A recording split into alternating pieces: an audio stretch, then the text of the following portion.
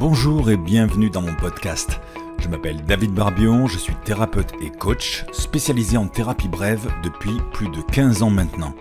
Ma mission est de vous accompagner afin de trouver des solutions à toutes vos problématiques où seule la volonté ne suffit pas.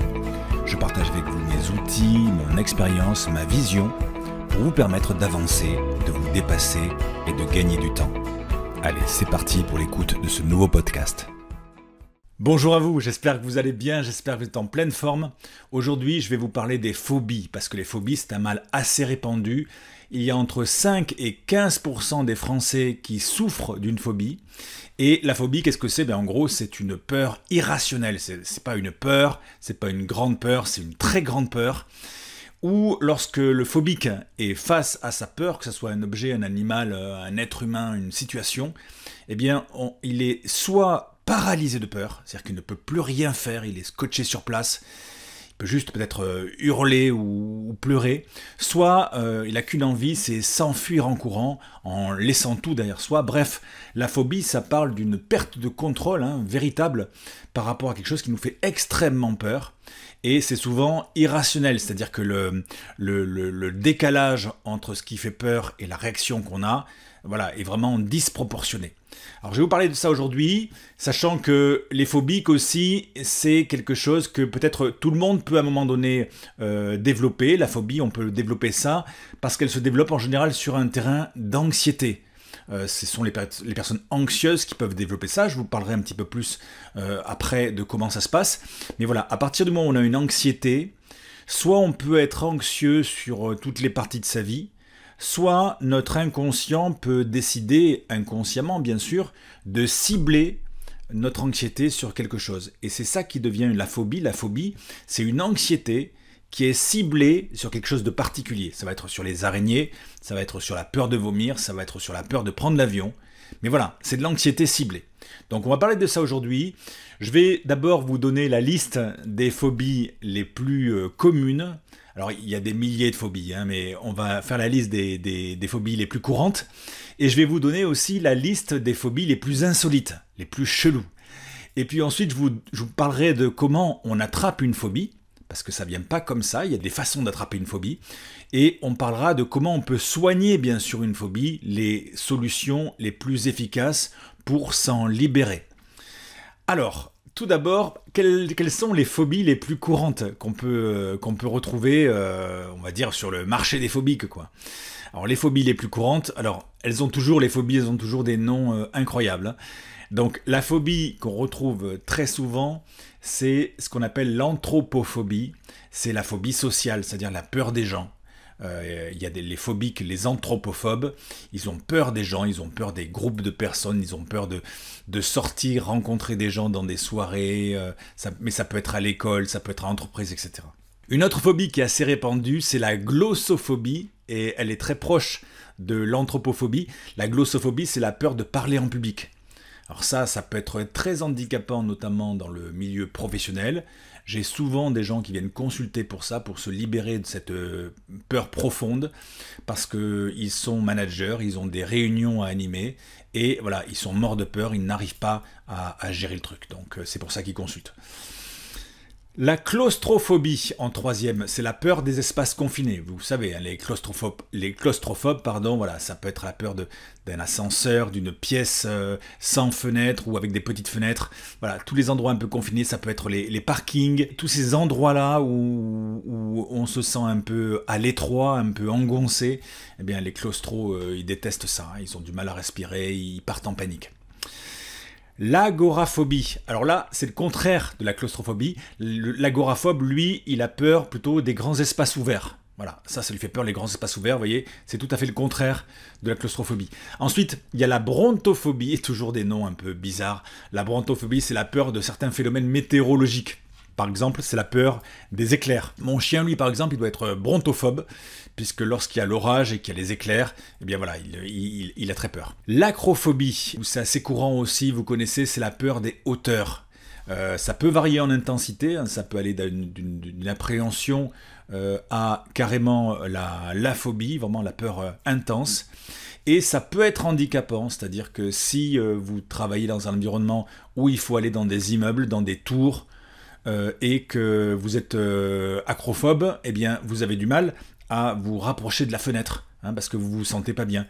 J'avais un client comme ça qui, lui, il avait été muté et en fait son bureau était dans une tour comme ça au 7e ou 8e étage et son bureau était proche de la fenêtre. Il avait du mal à aller à son bureau. Une phobie encore qui est très courante, c'est ce qu'on appelle l'aérophobie ou l'aviophobie, c'est la peur de l'avion, la peur des voyages en avion, voilà, c'est très courant. On sait que l'avion, c'est le moyen de transport le plus sûr, statistiquement, il n'y a pas photo, et pourtant, il y a des gens, ils sont paniqués à l'idée de monter dans un avion, ils ont besoin de se sédater, ils ont besoin de prendre des médicaments, voilà, c'est dur pour eux. Une autre phobie qui existe, c'est la cancérophobie. La peur d'avoir un cancer, on comprend pourquoi. Alors là, ça me permet d'ouvrir une parenthèse, parce qu'il y a des milliers de phobies, comme je vous l'ai dit, mais il y a des phobies qu'on comprend mieux que d'autres. Il y a des phobies, voilà, on se dit, la cancérophobie, la peur du cancer, ou la peur de l'avion. On se dit que c'est des phobies, ok, on arrive à comprendre, même si la réaction du phobique semble décalée, semble exagérée, on arrive un peu à s'identifier à lui, alors qu'il y a des phobies qui sont tout aussi intenses en termes de peur, mais on n'arrive pas à s'identifier. Par exemple, j'avais une cliente, elle avait la phobie des pigeons. Donc, lorsqu'elle était en ville et qu'il y avait des pigeons, elle était terrorisée. Bien là, c'est vrai que c'est plus, on a plus tendance à se moquer de ces gens-là. Il ne faut pas le faire, mais parce qu'ils sont phobiques tout comme les autres. Mais voilà, on n'arrive pas à comprendre qu'on puisse avoir la phobie des pigeons, qu'on puisse avoir la phobie des fourmis. Il y a des phobies comme ça qui sont un peu tournées en ridicule. Et c'est dommage parce que ces gens, c'est des gens qui sont en souffrance.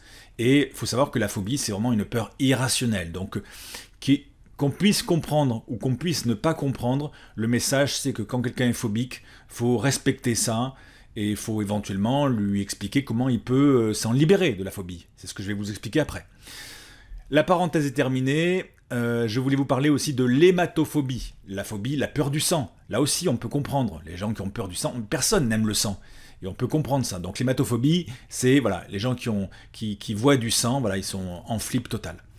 L'hémétophobie, ça se prononce quasiment pareil, c'est la peur de vomir, qui est très courante aussi. Voilà, c'est des gens, ils ont soit peur de vomir, donc peur d'être malade et éventuellement vomir, soit peur que les autres puissent vomir. Donc ça les handicape un petit peu dans leur vie sociale de tous les jours. La latrophobie, c'est la peur d'aller chez médecin. La trypanophobie, c'est la peur des injections. Alors voilà, c'est assez proche du médecin parce que souvent, quand on va chez le médecin, on peut penser qu'on va peut-être nous faire une injection pour les vaccins, etc. Donc les trypanophobes, ils ont peur effectivement du vaccin. C'est un peu différent de ceux qui ont la peur du sang, parce que ceux qui ont la peur du sang, ils vont avoir peur des prises de sang, notamment. Mais là, le trypanophobe, lui, il a peur des injections, c'est-à-dire qu'on lui mette un produit à l'intérieur du corps, comme par exemple les vaccins. La nosophobie, c'est la peur d'être malade ou d'être contagieux. Et là, pareil, ça regroupe aussi avec la peur du médecin, la latrophobie. Voilà, c'est des peurs qui sont très proches, en fait, chaque fois, c'est des petites déclinaisons. L'arachnophobie, on connaît, on l'admet, c'est la peur des araignées. Il n'y a pas grand monde qui aime les araignées, donc effectivement, l'arachnophobe, s'il rentre dans une pièce, il va regarder partout s'il n'y a pas des araignées, parce que sinon, voilà, s'il voit une araignée, il est dans tous ses états. L'ophidiophobie, c'est la peur des serpents. Alors, moi je l'ai un peu. Alors, c'est pas une phobie, parce que si je suis face à un serpent, je ne suis pas complètement tétanisé, je perds pas tous mes moyens, parce que c'est ça la phobie, c'est perdre le contrôle, perdre ses moyens. Mais par contre, je suis vraiment pas tranquille parce que je déteste cette espèce-là. La cynophobie, c'est la peur des chiens. Elle est assez répandue aussi. Beaucoup de gens ont des chiens, donc des accidents avec des chiens, il y en a. Et donc du coup, certaines personnes ont cette phobie. Et dernière phobie commune, c'est la thanatophobie, c'est-à-dire la peur de la mort ou d'être enterré. Voilà, il y a des gens qui ont très très peur de ça. Pour eux, c'est problématique. Et puis la dernière phobie assez courante, c'est la thanatophobie, c'est la peur de la mort ou la peur de mourir. Ça, évidemment, on l'a tous, mais quelque part, on le gère, c'est-à-dire qu'on n'y pense pas, alors que les thanatophobes, ils ont la phobie de ça, ils y pensent en permanence. Bon, voilà, ça c'est les phobies les plus communes, et maintenant je vais vous indiquer les phobies qui sont un peu insolites, qui sont un peu cheloues, parce qu'il y en a aussi, et notamment la première, c'est la caïnophobie. La caïnophobie, qu'est-ce que c'est? C'est la peur de la nouveauté. Alors vous me direz, bon, un peu bizarre comme truc, mais effectivement, les kainophobes, avec les technologies qui évoluent en permanence, avec toujours les nouvelles applications, les nouveaux logiciels, tout ce qui est nouveau en permanence, et ça va très très vite, eh bien les kainophobes, voilà, ils ont extrêmement peur de la nouveauté, tout ce qui est nouveau, ça les angoisse. Et voilà, ils préfèrent avoir un truc voilà, très toujours pareil, qui change pas, qui bouge pas. Et donc pour eux, c'est compliqué. Dans les phobies toujours insolites, il y a la nomophobie, c'est la peur de perdre son portable. La peur de perdre son portable et la peur d'être déconnecté des autres. Voilà. Pareil avec l'avancée des technologies, c'était une peur qui n'existait pas il y a 30 ans, maintenant qu'il y a des portables, voilà, il y a des nomophobes. Autre phobie assez insolite, c'est l'allopophobie, c'est la peur d'être chauve. Plutôt répandue chez les hommes a priori, la peur d'être chauve. Autre phobie insolite, c'est la catagélophobie, c'est la peur d'être ridicule. Alors, on sait que le ridicule ne tue pas. A priori, on a tous plus ou moins peur du ridicule, mais là, les catagélophobes, eh bien, eux, ils ont cette peur immense d'être ridicule. L'ergophobie, c'est la peur, voire la haine du travail. Voilà, les ergophobes, ils détestent travailler. L'halitophobie, c'est la crainte d'avoir mauvaise haleine. La votaphobie, c'est la peur des factures. Alors les votaphobes, eh bien, ils s'arrangent pour se faire envoyer les factures soit par mail, soit ils font des paiements récurrents, des prélèvements automatiques pour éviter d'être dans leur peur de payer des factures et de voir les factures. La lectorophobie ou galinophobie, c'est la peur des poulets. Et notamment, cette peur, elle est venue suite à la grippe aviaire. La nuptaphobie, c'est la peur de rester célibataire. Dans un monde où il y a de plus en plus de divorces et de plus en plus de gens célibataires, voilà, cette phobie, elle s'est développée. La basophobie, c'est la peur de marcher, mais en fait qui cache une peur de tomber. Il y a des gens, peut-être, ils ont du mal à faire confiance à leur oreille interne, et donc ils évitent de marcher. Hein, ils passent, voilà, je ne sais pas comment ils se débrouillent chez eux, ils passent de chez eux vite à la voiture, vite à l'ascenseur, etc. Et donc, petite dernière pour la route, la tatophobie, c'est la peur d'être enterré ou la peur des cimetières. Voilà, ça c'était la liste des phobies les plus courantes et des plus insolites.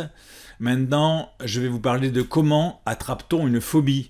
Parce que je vous ai dit, il y a des phobies qu'entre 5 et 15%, mais ceux qui ne le sont pas peuvent aussi à un moment donné attraper une phobie. Et la phobie, ça s'attrape de 3 façons que j'ai recensées. La première façon, il me semble la plus courante d'attraper une phobie, c'est un événement traumatisant.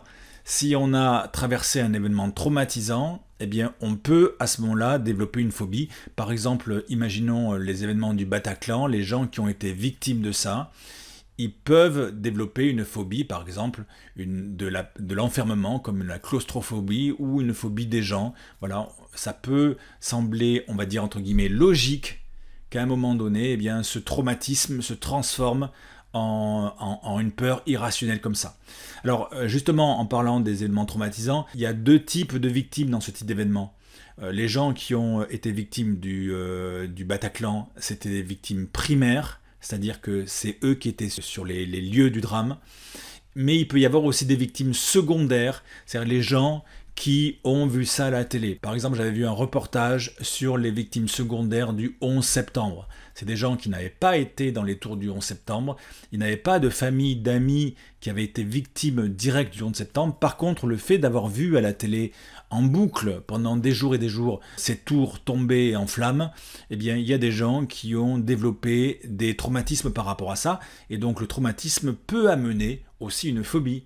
Une phobie, comme je le disais, de l'enfermement, des attentats, des gens, etc.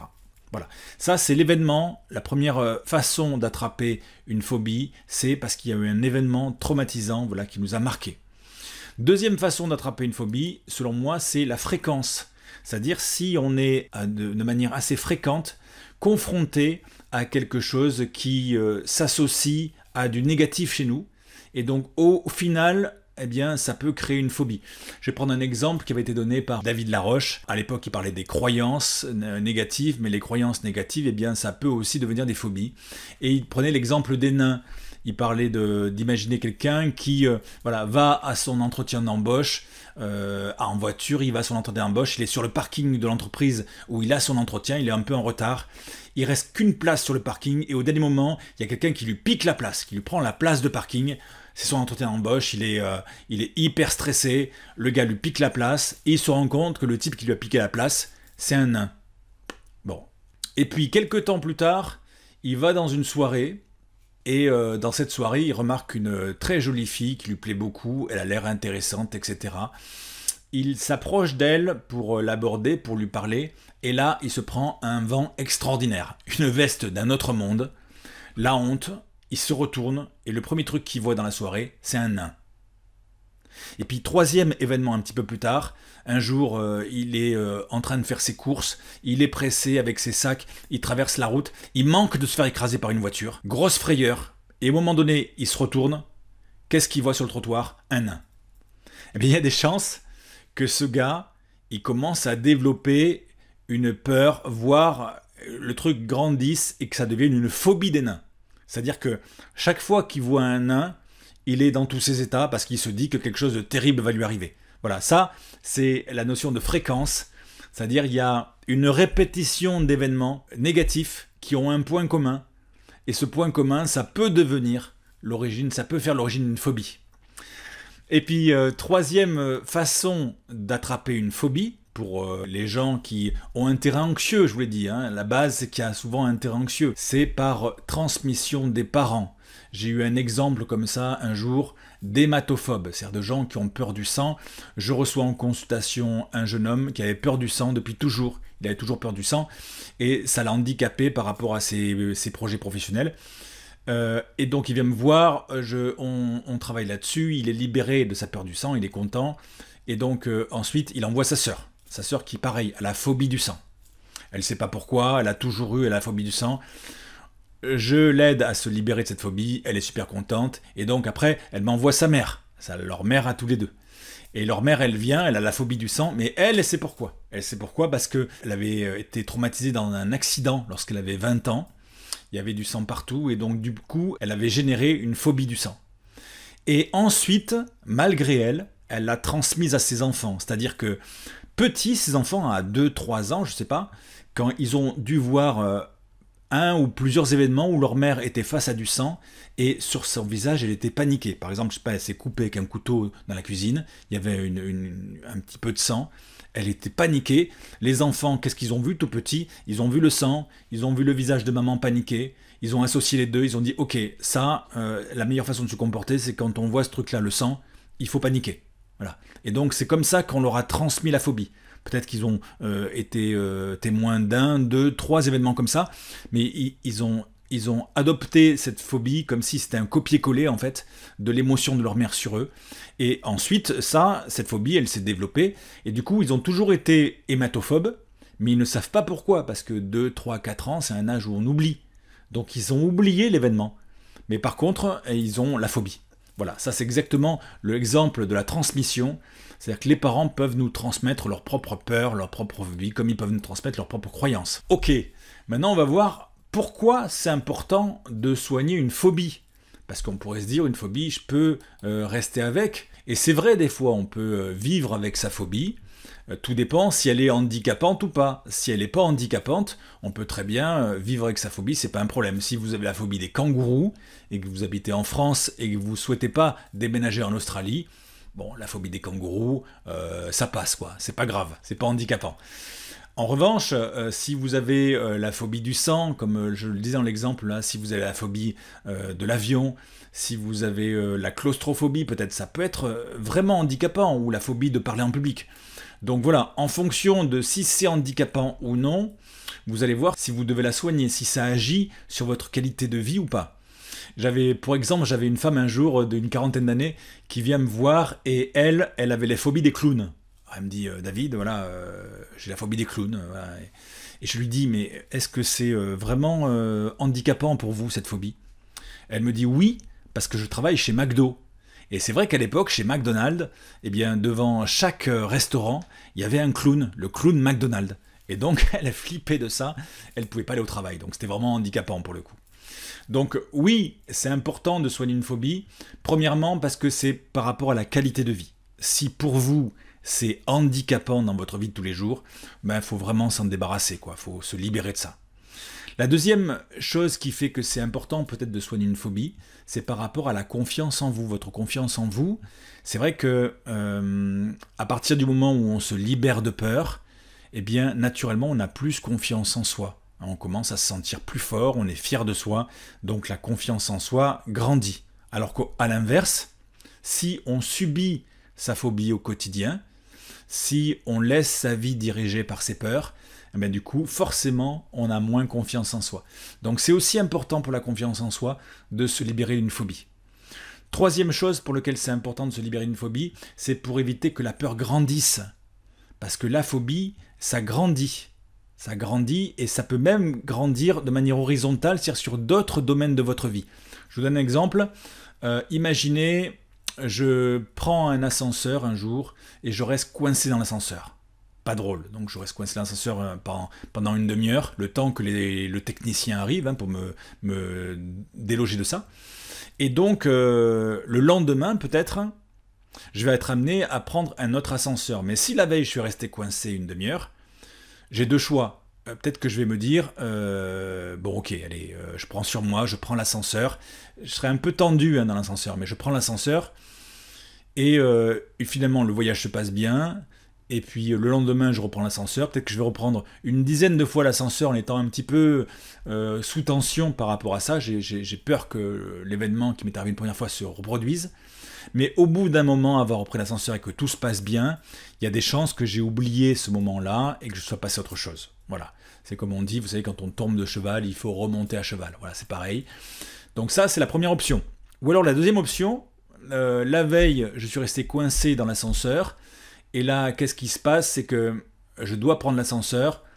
Je vais me dire, non, je vais prendre l'escalier. C'est mieux l'escalier. Donc, je vais éviter de prendre l'ascenseur pour l'escalier. Je préférais l'escalier.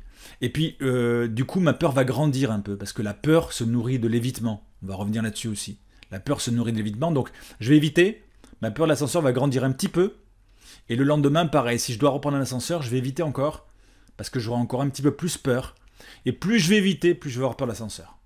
Jusqu'à un moment donné où, même si je n'ai pas envie de prendre un ascenseur, mais que je vois des portes d'ascenseur qui s'ouvrent devant moi parce que je suis dans un hall d'immeuble, je vais commencer à me sentir mal.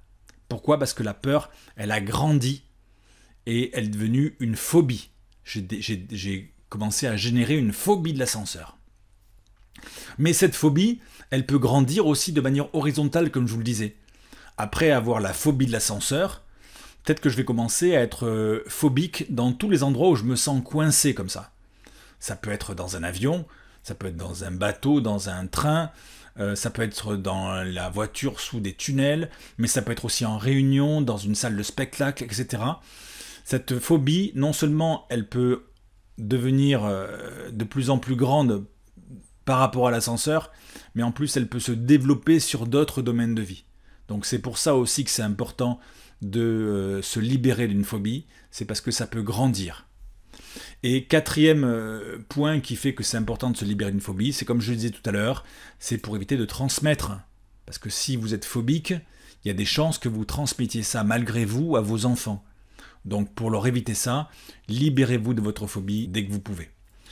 Alors, comment se soigner d'une phobie? Comment on peut faire ça? Eh bien, comme je vous le disais, il y a un principe universel. Et le principe universel, concernant les peurs, il dit que plus on évite une peur, et plus elle grandit, et au contraire, plus on va se confronter à sa peur, et plus elle va réduire. Donc voilà, le principe de base de fonctionnement pour se libérer d'une phobie, c'est en fait de se confronter à sa peur. On va voir ça, comment on peut faire ça, et les meilleures solutions pour ça, c'est pour ça restez avec moi parce que je vais vous donner maintenant les meilleures solutions pour vous libérer d'une phobie. Mais voilà, le principe ça va être ça, et ça va être pareil pour toutes les phobies. C'est universel, et les peurs en général. Plus on se confronte à sa phobie ou à sa peur, et plus elle va diminuer. En revanche, la phobie se nourrit de l'évitement, c'est-à-dire pourquoi c'est devenu une phobie, c'est parce qu'il y a un moment donné, probablement où c'était une peur intense, et le fait d'avoir évité ensuite, c'est devenu une phobie qui s'est installée. Comment on peut se libérer d'une phobie? Eh bien écoutez, il n'y a pas 36 moyens en fait de se libérer de ça. Je vous ai dit, le principe c'est de se confronter à ce qui fait peur, à sa phobie, mais il y a plusieurs façons de s'y confronter. La première façon de se confronter à sa phobie, c'est de s'y confronter physiquement, de manière graduelle, et notamment on peut se faire aider dans cette approche par les TCC, les thérapies cognitives comportementales, où on va vous apprendre un certain nombre de techniques mentales, des stratégies mentales qui vont aider lors de l'exposition physique à sa phobie à reprendre progressivement le contrôle. Mais il y a un moment donné où il faut quand même faire l'exposition physique, c'est-à-dire qu'il faut y aller, enrichi de plusieurs outils qu'on vous aura donnés en TCC, mais faut s'exposer, et en s'exposant, eh bien, la phobie va commencer à diminuer de plus en plus, jusqu'à un moment donné, on pourra reprendre le contrôle là-dessus. Parce que c'est le principe par rapport à une phobie. L'idée, c'est pas d'aimer le sujet qui nous faisait peur jusqu'à présent. Par exemple, si j'ai la phobie des serpents et que je fais une thérapie pour me libérer de cette phobie, l'idée, c'est pas d'aimer les serpents et d'en adopter un. L'idée, c'est pas ça. L'idée, c'est de garder le contrôle s'il y a un serpent. Donc c'est pour ça que c'est important de me libérer de la phobie.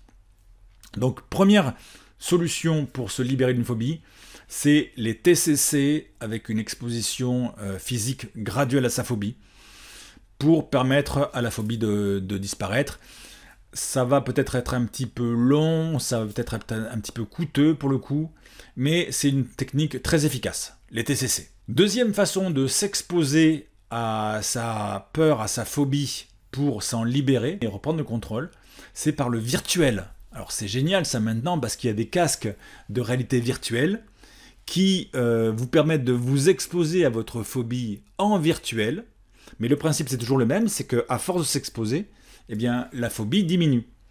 Alors ça c'est génial parce que ça fonctionne bien, tout ce qui permet de s'exposer en plus en toute sécurité à sa phobie, c'est super. Le seul problème de cette exposition virtuelle, avec les casques de réalité virtuelle, c'est qu'il y a encore très peu de phobies qui sont concernées par ça. Je sais qu'on le fait, et notamment je crois que c'est à l'hôpital de Marseille, à la Timone il me semble, on met des casques de réalité virtuelle sur les gens qui sont phobiques des hauteurs, pour justement leur faire visualiser dans la réalité virtuelle, qui sont en hauteur, ils sont en haut d'un gratte-ciel, etc. Et du coup, au fur et à mesure, la phobie diminue. Et on se libère de ça au bout d'un moment. Donc ça, c'est génial, mais je ne connais pas d'autres phobies qui sont encore traitées par la thérapie virtuelle. Par contre, un jour, probablement, ça existera. Il y aura des logiciels avec toutes les phobies où on pourra s'exposer comme ça avec un casque de réalité augmentée, et ça sera super cool. Pour l'instant, le seul inconvénient, c'est que ça existe que pour la phobie des hauteurs et dans très peu d'endroits, donc c'est bien dommage. Troisième solution pour se libérer des phobies, et c'est celle que je trouve la meilleure à mon sens, c'est avec l'hypnothérapie. Pourquoi? Parce qu'avec l'hypnothérapie, on va pouvoir, toujours pareil, s'exposer à la phobie, mais là, ni en physique, ni en virtuel, mais par l'imaginaire, avec son inconscient. Alors comment ça se passe? Ça part du principe que l'inconscient ne fait pas la différence entre la réalité et l'imaginaire. Il ne fait pas la différence entre les deux. Exemple, imaginez que je mets devant vous une planche, vous savez les planches de chantier, les grosses planches chantier de 50 cm de large, de 10 cm d'épaisseur et sur 3 mètres. Je mets une planche de chantier devant vous et je vous dis, voyez, passez sur la planche, traversez la planche, faites les 3 mètres sur la planche en marchant sur la planche. Comme vous êtes sympa, vous le faites. Mais imaginez maintenant, cette planche, je la fixe en hauteur, à 15 mètres de hauteur, dans des conditions qui sont similaires aux conditions du sol, c'est-à-dire que la planche à 15 mètres de hauteur, elle est hyper stable, elle ne bouge pas, elle est exactement comme sur le sol, sauf qu'elle est à 15 mètres de hauteur. Et je vous dis maintenant, vous avez marché sur la planche au sol, maintenant marchez sur la planche là-haut. Et là, vous ne pouvez plus marcher, vous êtes paralysé, vous n'arrivez pas à avancer sur la planche. Pourquoi? Parce que vous imaginez que vous pourriez tomber. Et le simple fait d'imaginer que vous pourriez tomber alors que vous savez marcher sur cette planche, eh bien ça vous paralyse et ça vous empêche d'avancer. Vous voyez, c'est là qu'on voit que dans notre esprit, dans l'inconscient, il ne fait pas la différence entre l'imaginaire et le réel. Il traite la chose de la même façon. Pareil dans la vie quotidienne, hein. Imaginez, vous êtes dans les bouchons en voiture et vous êtes en retard à un rendez-vous, vous avez un rendez-vous dans 5 minutes, mais vous êtes en plein dans les bouchons et vous imaginez que vous allez arriver en retard. Vous imaginez la personne qui vous attend et qui va faire la tête. Vous imaginez les conséquences derrière. Et juste le fait d'imaginer ça, votre corps, il est en stress international. Vous injuriez les autres automobilistes, vous avez une conduite à risque, vous êtes trempé de sueur, voilà, vous avez une boule dans le ventre, voilà. Comme si vous étiez en retard. Mais c'est juste parce que vous imaginez que vous allez l'être. Et peut-être vous ne le saurez pas. Donc, l'inconscient ne fait pas la différence entre l'imaginaire et le réel. Et c'est le principe qu'on va utiliser en hypnothérapie. En hypnothérapie, quand vous allez vous mettre dans l'état d'hypnose, qui est un état de rêverie tout simplement, plus ou moins conscient, eh bien, le thérapeute va vous faire imaginer un endroit sûr dans lequel vous êtes. Ok. Et ensuite, il va vous faire imaginer un endroit dans lequel vous avez votre phobie. Et par imaginaire comme ça, le thérapeute va vous faire des allers-retours entre l'endroit sécure et l'endroit de la phobie. L'endroit sécure et l'endroit de la phobie. Et progressivement, cette exposition en imaginaire va commencer à diminuer votre phobie. Et alors après, il faut tester, parce que de toute façon, dans toutes les thérapies, il y a un moment donné où il faut tester. Et pourquoi il faut tester en réel? C'est parce que quand on a une phobie, quand on est phobique, dans sa tête, on a l'impression qu'on est incurable et qu'on sera toujours phobique.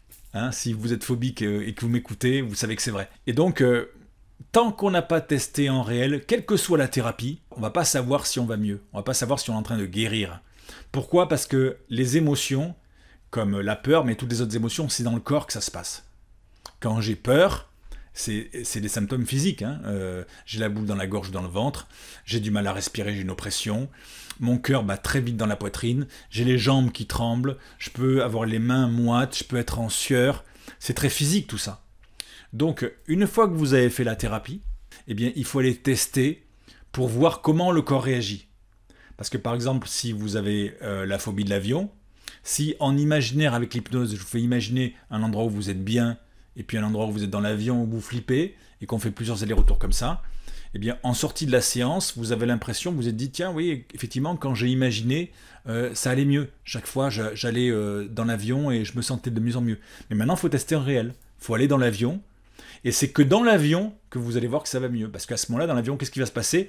Vous allez arriver avec votre esprit de phobique, vous allez dire, oula, je rentre dans un avion, je suis censé flipper, mais votre esprit, votre cerveau va interroger votre corps, et vous allez vous rendre compte que la respiration est normale, le cœur bat tranquillement dans la poitrine, les jambes ne tremblent pas, je ne suis pas en sueur. Ça voudra dire que je suis guéri, quoi, en fait. Et du coup, après, la conscience va pouvoir se rassurer. Mais la conscience a besoin d'interroger le corps pour voir si, face à la phobie, il y a encore des trucs. Voilà, c'est vraiment le corps qui va répondre, et quelle que soit la solution que vous allez utiliser pour vous libérer de votre phobie, eh bien ensuite, effectivement, il faut tester pour voir comment ça se passe, que c'est votre corps qui va vous dire si vous n'avez plus du tout la phobie, si vous l'avez encore, ou si vous l'avez toujours autant. Voilà. Et d'ailleurs, c'est comme ça qu'on fait après une séance d'hypnose. Je dis aux gens, voilà, allez tester, organisez-vous pour tester ça. Trois possibilités, soit vous n'avez plus du tout la phobie, c'est-à-dire que vous allez vous rendre compte que votre corps il est nickel, votre respiration, vous êtes face à votre phobie et la respiration est normale, le cœur bat tranquillement dans la poitrine, tout le corps va bien. Et donc ça veut dire que vous n'avez plus la phobie. Et donc ça voudra dire qu'après, il va falloir tester un certain nombre de fois pour se rassurer par rapport à ça et se dire que c'est vraiment fini. Ou alors, les gens ils vont tester et ils vont encore avoir un petit peu des symptômes, mais beaucoup moins qu'avant. Hein, si avant c'était à 10 sur 10, là ça va être à 5 sur 10 par exemple. Eh bien, à ce moment-là, il faudra refaire une séance d'hypnose pour que la phobie descende encore, ou que ça devienne juste une peur, et puis à un moment donné, eh bien, ça sera complètement sous contrôle. Voilà, faut tester, il n'y a que comme ça qu'on peut savoir, c'est le corps qui va le dire. Et puis, dernière solution pour les phobies qui existent, mais en quoi je crois pas trop en fait, c'est les techniques de respiration. Alors vous avez la respiration en cohérence cardiaque, la respiration carrée, et soi-disant, quand on est face à quelque chose qui est de l'ordre de la phobie, eh bien le fait de pouvoir respirer en s'exposant à sa phobie, ça permet progressivement de reprendre le contrôle. Alors j'y crois pas beaucoup parce que quand on est vraiment phobique, c'est difficile de se traiter avec une histoire de respiration. En revanche, si c'est pas une phobie, si c'est juste une grande peur ou une peur, effectivement, en respirant, en se confrontant progressivement à ce qui nous fait peur et en respirant, on peut trouver des axes de progression. Mais voilà, j'y crois pas trop quand c'est dans le cadre d'une phobie, parce que la phobie, c'est vraiment un truc un peu irrationnel. Bon voilà, les phobies, c'est quelque chose qui touche pas mal de gens. C'est lié à de l'anxiété qui est ciblée sur quelque chose de précis. Et les phobies, ça peut être soit très handicapant, soit pas handicapant du tout. Si c'est pas du tout handicapant, ben c'est pas la peine de s'en occuper. Si c'est très handicapant, il faut vraiment s'en occuper parce que ça va limiter votre qualité de vie, ça va vous empêcher d'avoir vraiment confiance en vous. Et puis les phobies, ça peut grandir, comme on l'a dit, ça peut se généraliser et éventuellement se transmettre. Donc il vaut vraiment mieux s'en libérer. Et je vous l'ai dit, pour se libérer d'une phobie, il y a 3 solutions selon moi qui sont vraiment efficaces. Il y a soit les TCC qui permettent d'avoir des techniques mentales et en s'exposant graduellement à la phobie, eh bien on va s'y confronter, ça va diminuer. Il y a soit le virtuel qui est super aussi et qui va progressivement prendre de plus en plus de place dans la thérapie contre les phobies dans les années à venir. Ou il y a l'hypnose, vous l'aurez compris, c'est mon chouchou l'hypnose, non seulement parce que je le pratique, mais également parce que je sais que selon un protocole entre 1 et 5 séances, eh bien on peut se libérer à vie d'une phobie, et ça c'est cool. Et puis si vous voulez aller plus loin, si vous êtes prêt à vous libérer de votre phobie maintenant, eh bien vous verrez, à côté de ce podcast, vous allez trouver un lien vers mon programme en ligne SOS Phobie. Ce programme en ligne, il est spécialement étudié pour les phobies comme vous. Il est à base de séances d'hypnose. Je vous l'ai dit, l'hypnose, c'est entre 1 et 5 séances pour se libérer de sa phobie. Bon, c'est un certain budget. Grâce à ce programme, vous allez pouvoir faire tout ça pour le prix d'une seule consultation en cabinet. Vous écoutez la séance d'hypnose chez vous tranquillement en toute sécurité. Et après, comme je vous l'ai dit, il faut tester dans la vraie vie. Et vous allez voir si votre phobie elle est complètement partie ou si elle a diminué. Et si elle a diminué, eh bien vous refaites la séance d'hypnose pour la phobie autant de fois qu'il faudra pour vous libérer complètement de votre phobie. Et tout ça pour le prix, comme je vous l'ai dit, d'une seule consultation. Donc ça vaut vraiment le coup. Donc n'hésitez pas, passez le cap, faites-le. Merci d'avoir suivi cette capsule audio. Si le sujet vous a plu, n'hésitez pas à me laisser un petit commentaire, à liker, à partager, ça fait toujours super plaisir. Et si vous voulez profiter de mes cadeaux 100% offerts pour vous, eh bien cliquez juste sur le lien ou les liens qui se trouvent quelque part en description. Voilà, je vous souhaite une merveilleuse journée ou soirée et je vous dis à bientôt dans un prochain podcast.